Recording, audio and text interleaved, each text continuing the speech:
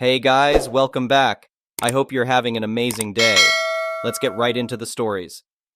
The first one is an entitled People Story. When my wife and I were looking to buy our first home, we knew we wanted something with a big backyard. As a couple that loved to garden and entertain, having outdoor space was a must. After months of searching, we finally found our dream home on a quiet cul-de-sac. It had 4 bedrooms, 2 baths, and best of all, a huge backyard with mature trees, flower beds, and a patio perfect for hosting family barbecues.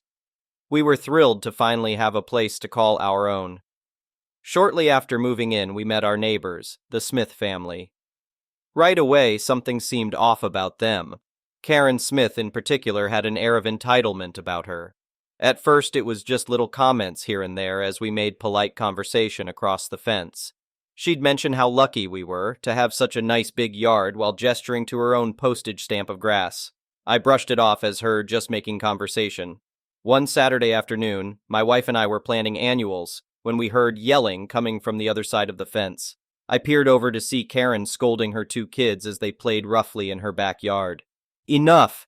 Get out of my yard if you're going to act like animals!" she shouted. The kids, who looked about 8 and 10 years old, immediately stopped their game and looked ashamed.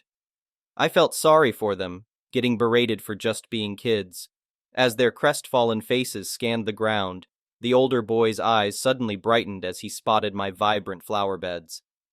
"Mom, can we go play in their yard instead?" he asked excitedly, tapping his mother's arm. She glanced over at my property and I saw a look of consideration flash across her face. "Of course not, that's rude. We can't just go barging into other people's yards," she admonished, but her tone sounded hollow, like she was simply paying lip service to being polite.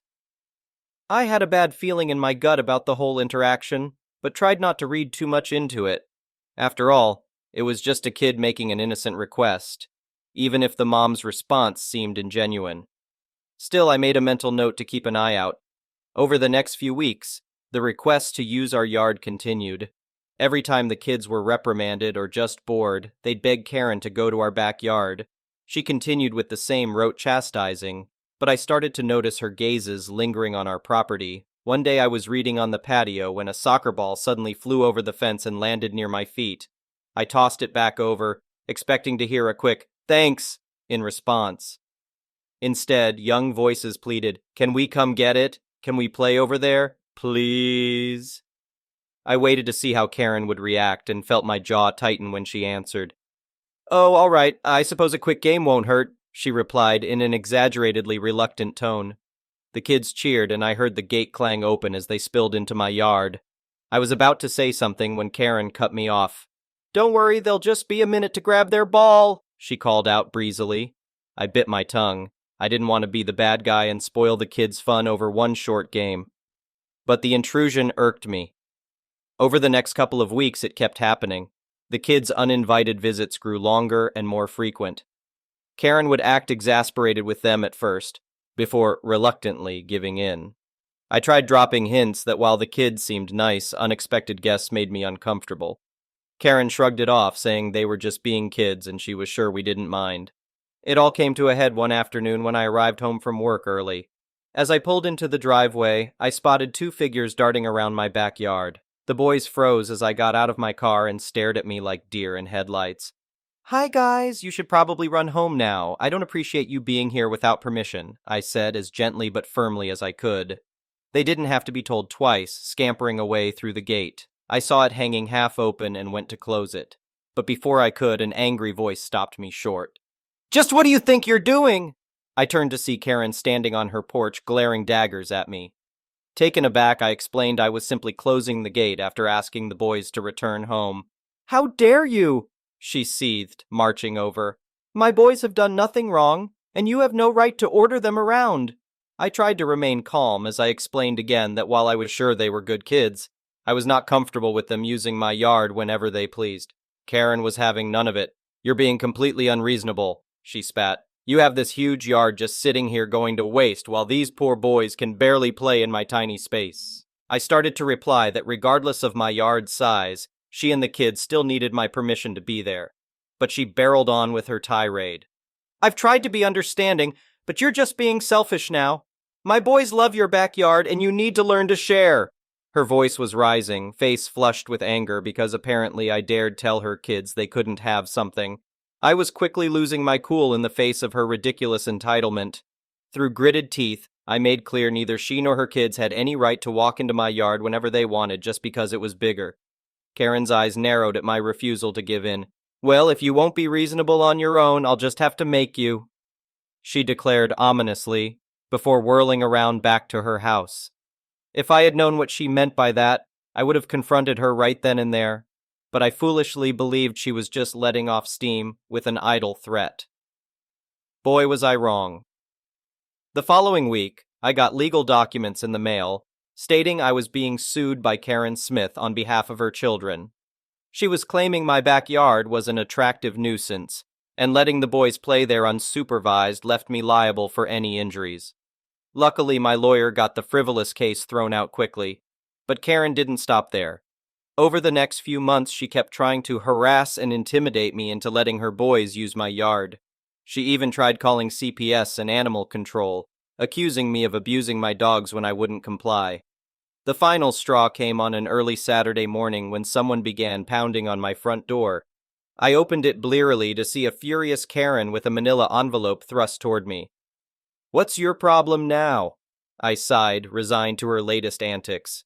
"My problem is that you're wasting a valuable community resource," she exclaimed. I stared blankly. "This oversized lot should be used for the good of the neighborhood, not hoarded by some antisocial curmudgeon," she went on. Now I was just confused and growing more irritated by the second. "What are you going on about, and why are you doing it on my front porch at 7 a.m.? I asked testily. Karen shoved the envelope at me. "Because I'm solving this problem once and for all. I'm generously offering to take this burdensome property off your hands." I tore open the envelope and froze. Inside was a contract stating she would buy my house and land for nearly half its appraised value. "My boys deserve a big yard, and I've wasted enough time bargaining with you.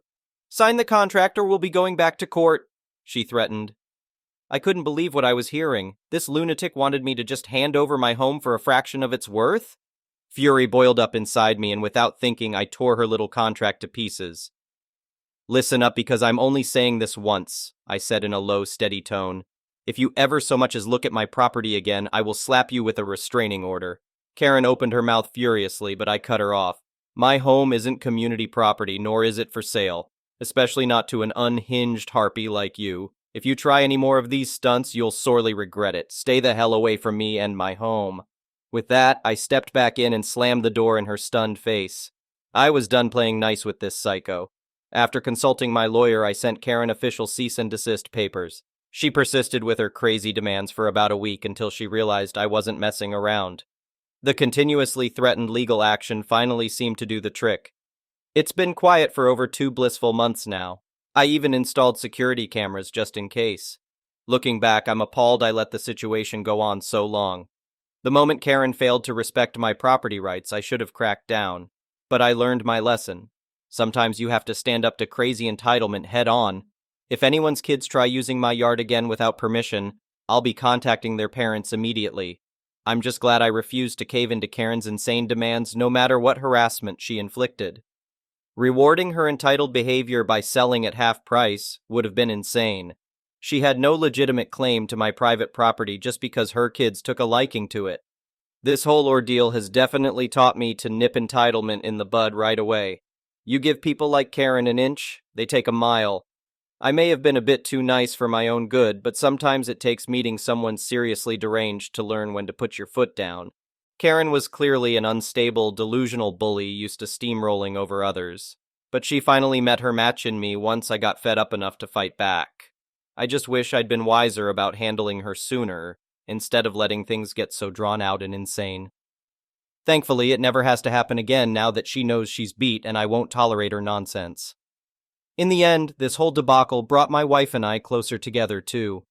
We felt violated as a team when Karen kept intruding in our space.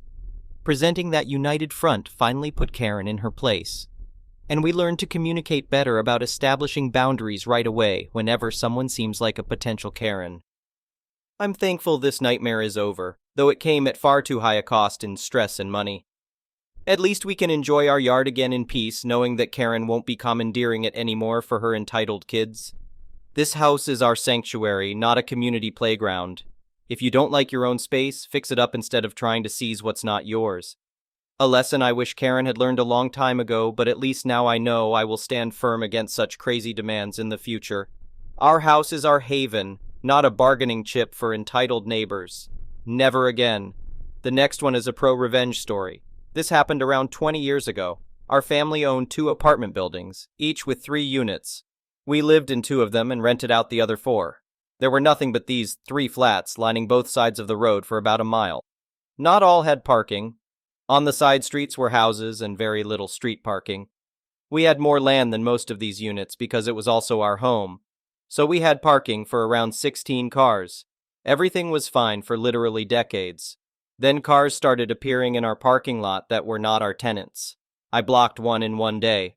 I went outside to see this a-hole had driven through our bushes and across the yard to get out. I called the cops, but there was nothing they could do. So I called a tow company and had them put up signs. We would have to call them to have a car towed, and the signs seemed to work. No more random cars. Until New Year's Eve one year. I arrived home, and every space was filled. There were even cars on the street blocking in the other cars. I was beyond pissed. I called the tow company, but they couldn't do anything for a few hours because they were so busy. We were in the Chicago suburbs, and it was below 0 out. I had an idea. I dug out the lawn sprinklers and hoses. I ran one hose inside to the laundry room faucet and turned on the hot water. This way the hose and sprinklers wouldn't ice up, but the cars and ground sure did. 3 sprinklers moved every half hour or so for almost 5 hours. Every car, every square inch of the parking lot, the street by the cars was encased in ice. I made it a point to spray ice into the locks, between the window seals and glass, and in the grills. I put away the sprinklers and hoses, then went to bed. At 4 a.m. there was furious pounding on the doors, doorbells ringing non-stop. We just smiled and called the cops, waited until they arrived, and went outside. The cops were holding back laughter. These people were told to park here by their friend, who owned an apartment several buildings away, the same idiot who drove over our bushes. I pointed to the tow sign and told the people to move their cars or get towed. In our town, cops can ticket on private property with the owner's permission, so all cars were ticketed. They were also towed since nobody could get in their vehicle. I wish we had it on video.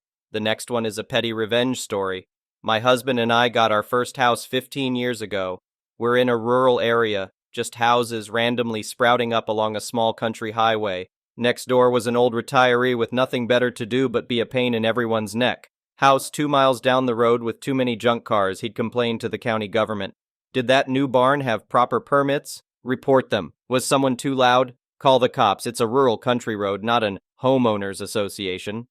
He pissed off so many people they'd throw out garbage on his yard as they drove by. People would snip his internet in the dead of night, etc. Apparently this old SOB was such a Karen, he was actually chased out of 2 homeowners associations prior. A real peach. Let's call him Bob. Didn't like us moving in next to him. He had a nice big new house and ours was much more modest. He wanted to buy our property to expand his land but was too cheap to fork up the money. Well, the housing market being what it was, we got our house dirt cheap and stole it right out from under his nose. Bob really didn't like us. The house was a fixer-upper, and Bob regularly liked to phone the permit office to make sure we had all our permits. If he deemed us too loud, there's a hunting lease behind us. Guess what noisy things were going bang-bang during deer season? He'd call the police. My husband and Phil have dealt with his kind for years, so they knew exactly how to mess with Bob. Working outside, they'd say stuff very loudly like, "I can't wait to put up this second story on the house. And this pool will be so nice."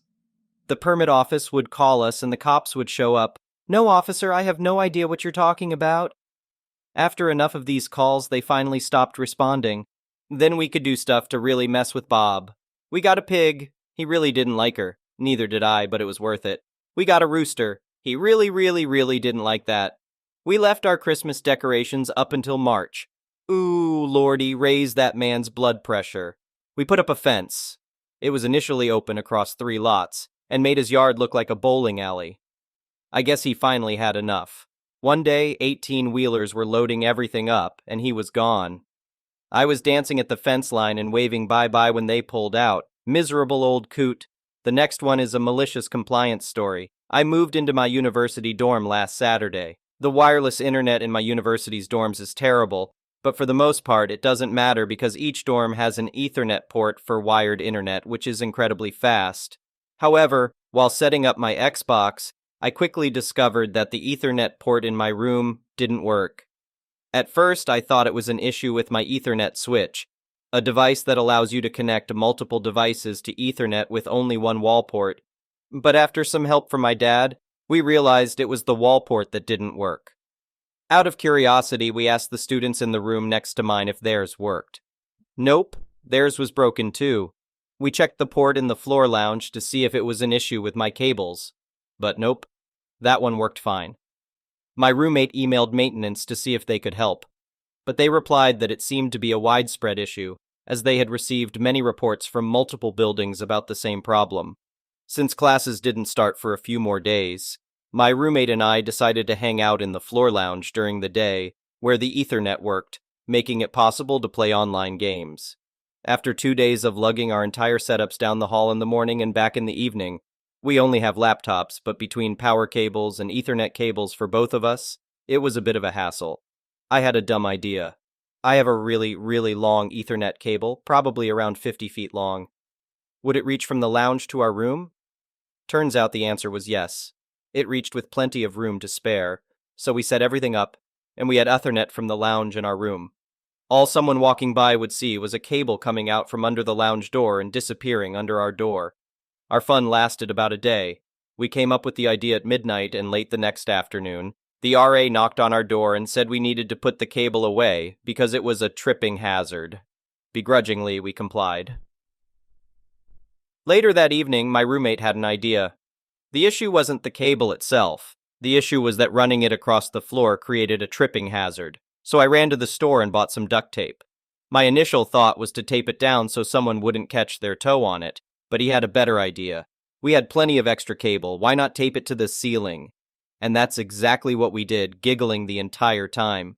Several people on our floor have commented on it, and my friend called it genius. 2 days later, and we still haven't heard from the RAs again, so problem solved, I guess. We got rid of their tripping hazard while keeping our internet. No fallout yet, but I'll update if something changes. The next one is an entitled people story. I work in a high-level hospital as an ICU nurse, and my managers are fantastic with staffing. Meaning if you have a crashing, heavy workload patient, they'll assign you an easier one so you can focus on the sick one. For background, ICU nurses typically have 2 patients and specialize in critical thinking, while the telefloor is the normal part of the hospital with less sick patients who don't need as much attention. These nurses typically have 6 patients and specialize in tasks and prioritization.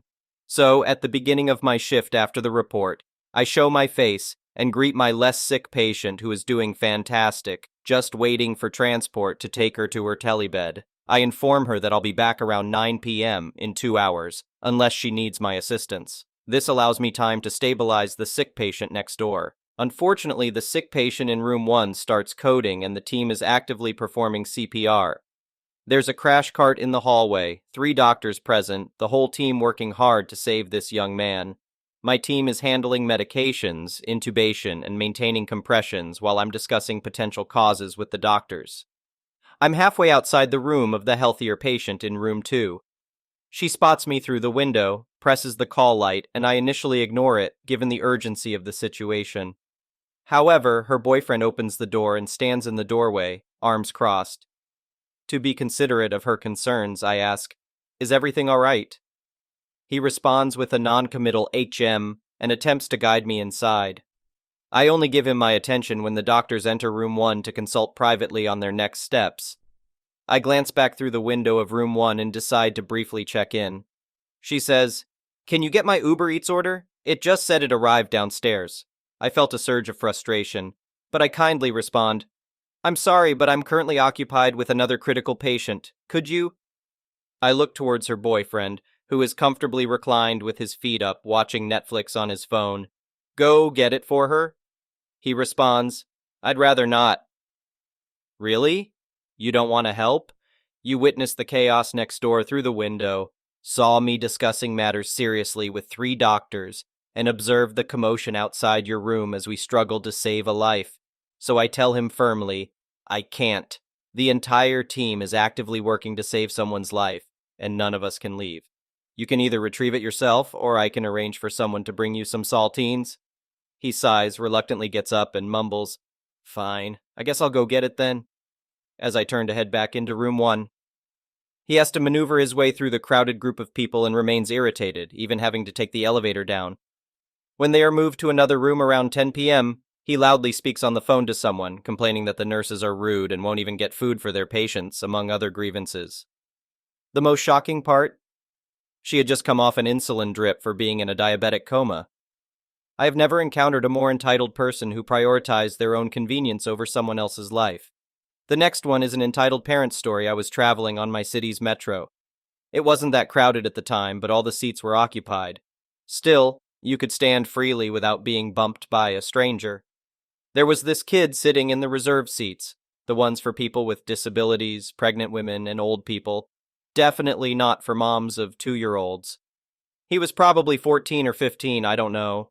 He is the hero of the story here. Then, at one stop, our entitled mother comes in. She has this cute little child who is trying to keep up with his mom's pace. Entitled mother instantly sees our hero sitting in the reserved seat and just stares at him. I guess this was her way of trying to make people automatically give up their seats or something. The kid didn't move, though. This probably irked entitled mother a lot, I guess, because she moved toward the kid with heavy steps. She comes near him, stops, and again does the stare. The kid doesn't budge. Then she starts screaming. If she didn't have the whole compartment's attention earlier, she had it now. She starts berating the kid for sitting in a reserved seat and not giving it up for someone more deserving, like a mother like herself with a young kid. I don't know what her logic was. The seats aren't reserved for them anyway. She just keeps shouting and screaming and tries to get others' opinions on it. And for a while, people were on her side. Then the kid, out of nowhere, rolls up the right side of his jeans, detaches the artificial leg, and places it in front of entitled mother. The look on her face was priceless. It looked like she was mortified and embarrassed at the same time. She just backed away silently and got off at the next stop. I don't think that was her stop. Thank you for watching. I would really appreciate it if you could like the video and subscribe to our channel if you haven't already. We'll see you again tomorrow.